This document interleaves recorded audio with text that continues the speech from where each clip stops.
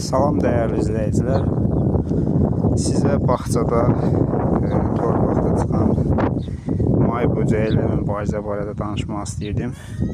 Bunun qarşısının alınmağının tək bir yolu var. Deməli, bütün dərmanlar buna təsir eləmir. Bununla mübarizənin yeni bir üsulunu tapmışam.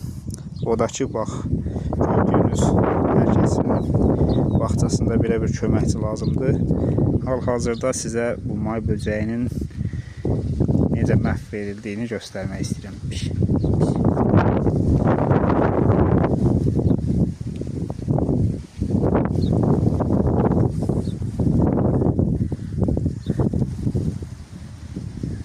Bu qədər dəyərli izləyicilər, gördüyünüz kimi may böcəyi məhv edilib.